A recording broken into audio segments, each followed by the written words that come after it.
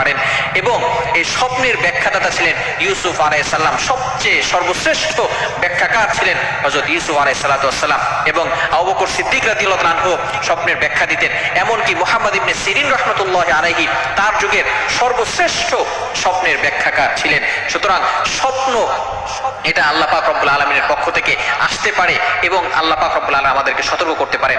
আলী রাদিয়াল্লাহু তাআলা আনহু এই কথা বলে দিয়েছেন যে আলী রাদিয়াল্লাহু তাআলা আনহুর এক বন্ধু তাকে জিজ্ঞেস করলেন, ইয়া সাদিকি, হে আমার বন্ধু, আমার এক বন্ধু আজকে মারা গেছে। সে মারা যাওয়ার আগে আমাকে বারবার বলেছে যে আমি মনে হয় দুনিয়াতে থাকবো না।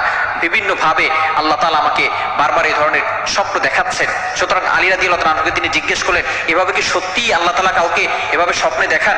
আলী রাদিয়াল্লাহু তাআলা আনহু বললেন, হ্যাঁ, আল্লাহ পাক রব্বুল আলামিন অবশ্যই স্বপ্ন দেখাতে পারেন, অবশ্যই মানুষকে সতর্ক করতে পারেন। এজন্য কোন কোন স্বপ্ন দেখলে মনে করব যে আমার টাইম ইজ আপ, আমার টাইম শেষ হয়ে গেছে, এই স্বপ্নগুলোর কথা যদি আমরা জানতে পারি তাহলে আমরা অবশ্যই সতর্ক হয়ে যাব।